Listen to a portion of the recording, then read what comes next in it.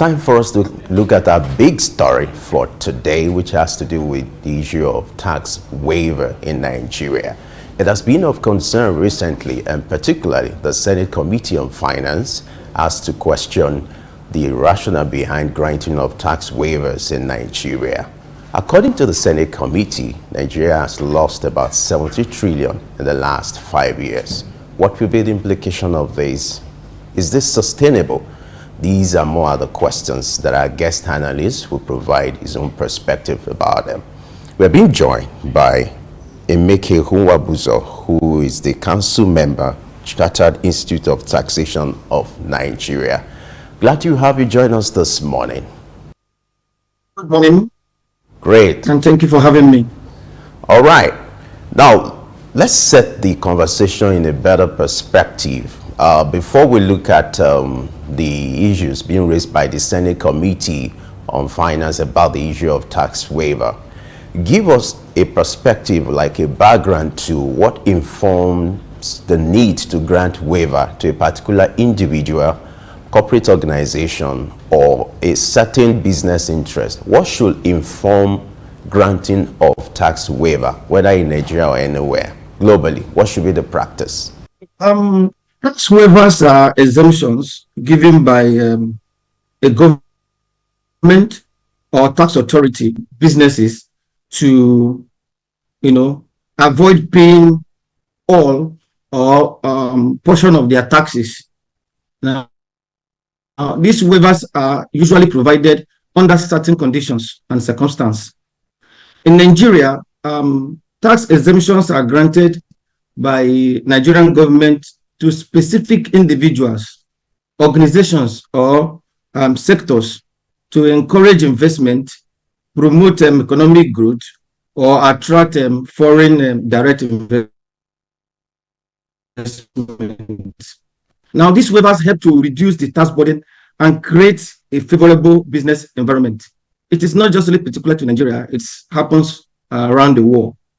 Now, it is not, it is something that is expected to be done if it's actually carried out well. The issue about it in Nigeria is that we always do things in the wrong way, and that is why we find ourselves where we are.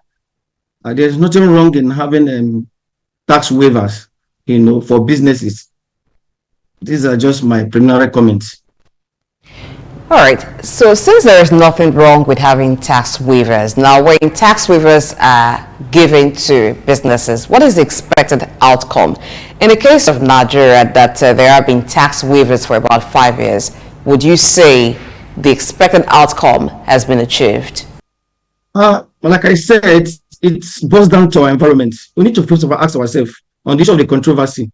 What are actually the reasons why tax waivers are actually given, or why should it be discontinued in this circumstance? 17 trillion is not a small amount in considering our size of our economy, and now the government are struggling to generate revenue. So you find out that it is not right in this circumstance that we were giving such kind of high level of waiver while we are struggling to generate revenue. Then the other aspect of it is that the issue of the abuse, the weak oversight and abuse. It's, I was just reading the paper this morning about, I think it's an Anderson tax, where somebody has to collect a bribe of about $2.1 million to enable them avert a tax of about 2.4 billion. These are some of the issues we have. There's already abuse of it in the system, and these are the issues why it has to be discouraged to a very, very high extent. Okay, I'm saying, what's your own observation about some of the shortcomings as regards granting of tax waivers in Nigeria? Some of the, the challenges, the shortfalls, some of the setback you must have observed about how tax waivers are being granted in Nigeria. Some of it is the issue, like I said, in our clan, the things are just done the other way. Issue of tax waivers are supposed to be an incentive to business. But you find out that even the tax incentive itself have become a business on its own. I mean, the tax waiver, it has become a business on its own. And some of the issues why it's the way it is that we call it issue of people trying to cut corners. And like, for instance, you talk about issue, one of the tax waivers issue of pioneer status. You find out that government agencies are granting pioneer status to companies that do not qualify for it. And you at the end of the day, they are now eroding the revenue that is supposed to come to the government. Then the other issue of challenges again is the fact that there is sometimes political undertone where people just feel that, okay, they have the willpower to be able to do things in an abnormal way. So these are some of the challenges faced on issue of tax waivers. Like I said, it is not bad, but the way and manner it is being carried out in Nigeria is the issue. Okay, since the chairman of the Senate Committee on Finance has recommended that the tax waivers should be stopped and replaced with a rebating system, what's your thought on that? A rebating system? Okay, there's just a little bit of slight difference between tax waiver and rebate. Tax waiver has to do with the gross income, while the rebate has to do with the actual tax itself. You know, the tax waiver affects the global income that a business or individual receives. But when you talk about tax rebate, it has to do with the issue of tax. Okay, what are a certain rebate that will be given from the tax itself, that is tax that have been computed.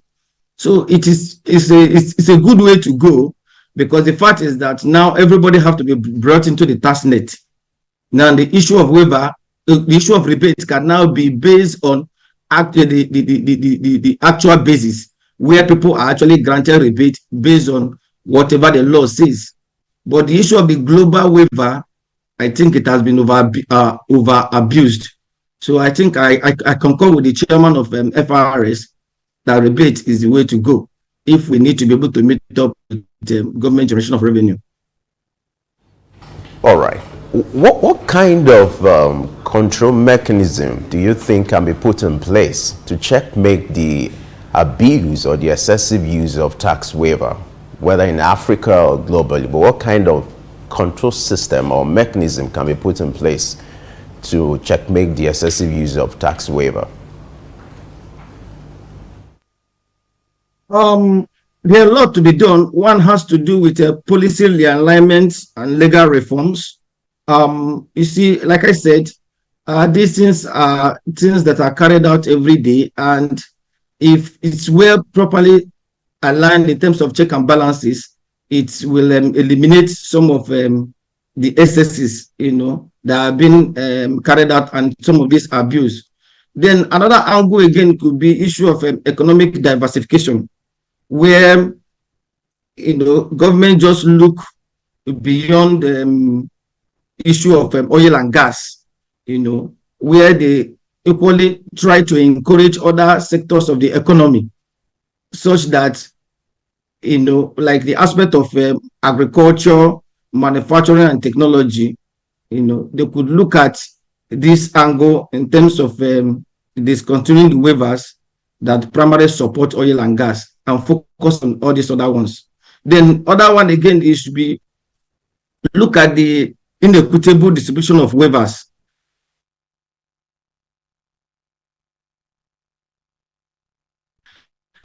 You know, across the government sector, granted with a fair and equity.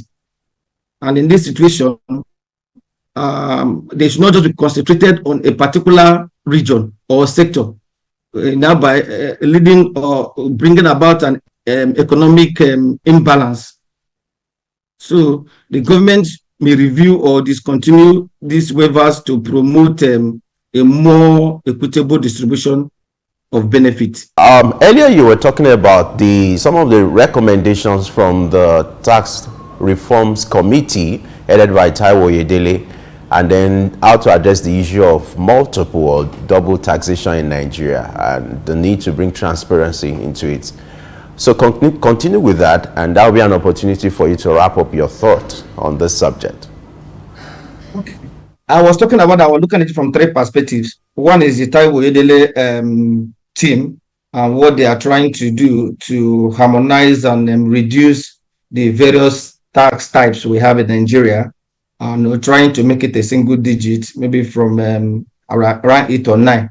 That is a welcome development. But like I said, the state government have to key into it, because presently there are some state government that are actually having a high IGR, internal general revenue, from these taxes, and those that are actually non-performing.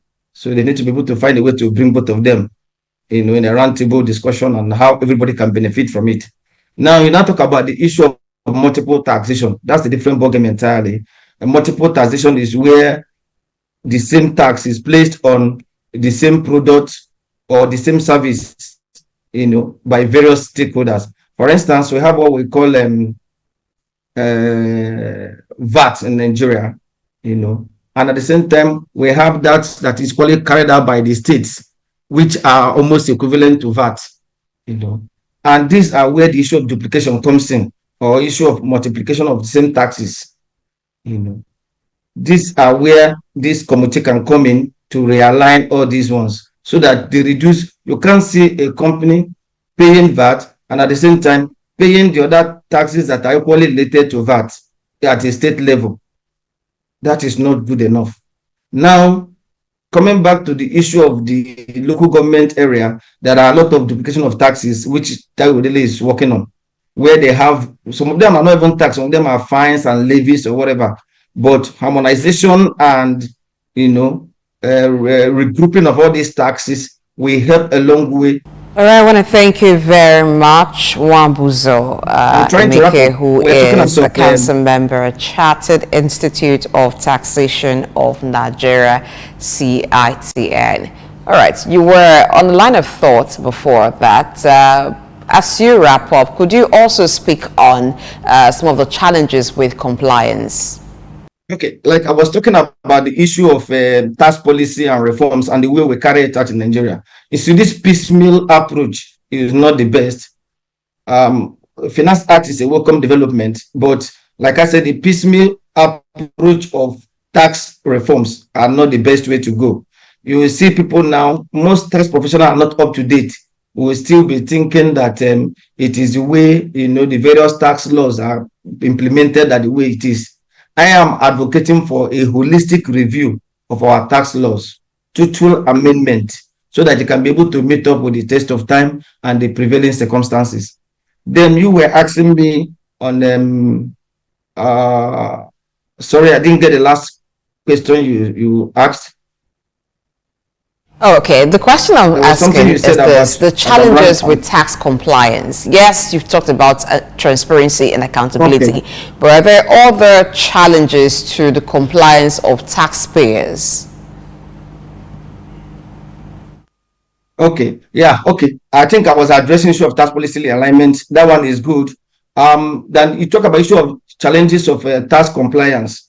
Once we have the law well thought out and very definite and clean, then you can now go about the second angle, which is issue of tax compliance, how they can be able to bring people into TaxNet and ensure that they are not just paying tax, but paying the right tax and at the right time. That should be another angle to it. So compliance is something that every serious government will look into and ensure that it's well carried out. It is not very difficult to administer tax. You see, tax is a compulsory levy. So if it is well administered, people will pay without feeling it that they are paying tax. But the way it's being carried out in our country today, people are almost coerced to do it. It's a civic responsibility and should be carried out seamlessly. Most like if you find out what we call withholding tax, these ones are even deducted and people do not even know they are paying tax. Taxes that are deducted at source, people don't feel the impact. They feel the impact of the one they pay after services have been carried out or payment has been carried out. That is where they feel. So the way we have structured the issue of deduction of tax at source, where people don't even feel it, the same approach can be done for the entire tax in Nigeria. that people will pay their taxes and do not evade taxes. All right, we just have to wrap up this conversation now. Thank you so much for your time and commitment. No doubt you've given your perspective as regards the issue of tax waiver in Nigeria and what the federal government should do to enhance a better tax reforms in Nigeria. Thank you so much for your time and commitment. Thank you.